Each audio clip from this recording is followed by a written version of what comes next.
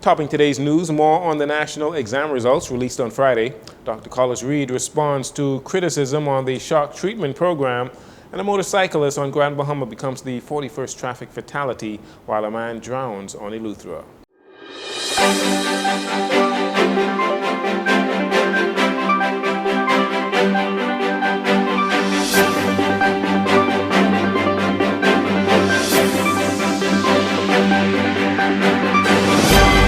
Good evening, Bahamas. I'm Jarino Saunders. This is your JCN Evening News, and it is a pleasure to have you join us. After the Ministry of Education Technical and Vocational Training released the 2024 National Examination results on Friday, it was put to the Minister of Education, Glenys Hannah Martin, who said the results were positive, that the results of the national exams, BGCSE and BJCs, remain very dismal.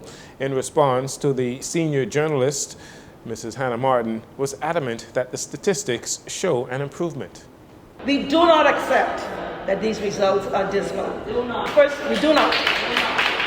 And I'm surprised that we're having this discussion.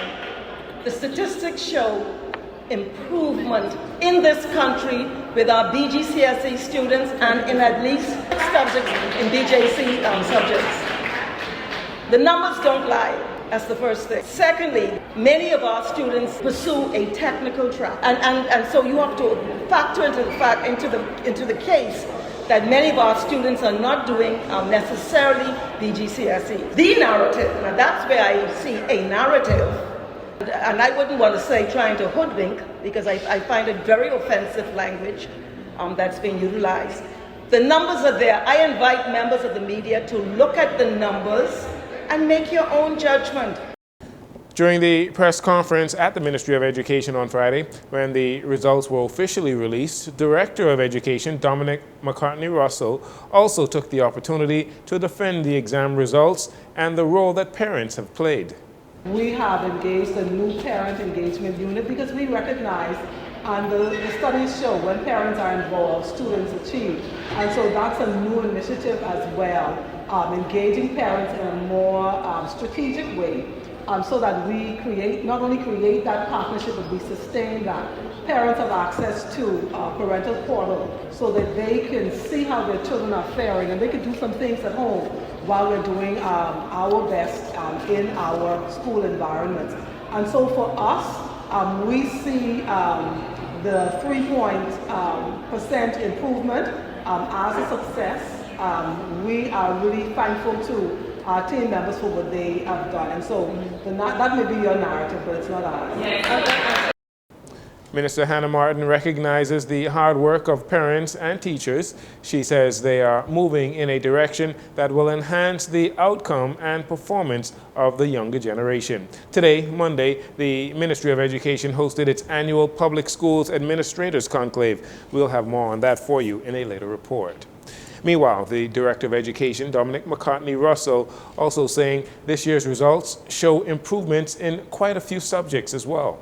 In recent times, female students have been largely outperforming their male counterparts. Mrs. McCartney-Russell was happy to note an improvement among male students sitting the BJC exams in particular. According to the ministry, the data being shared will help shape education policy going forward.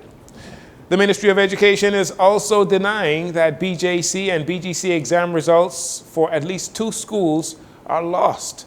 Donette Ferguson, Acting Assistant Director of Education, had this to say when asked why some students could not receive their results when requested.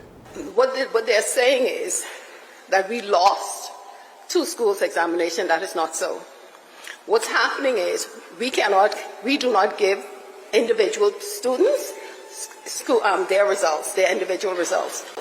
The results are to the schools. Now, some schools' administrators might not be in office yet.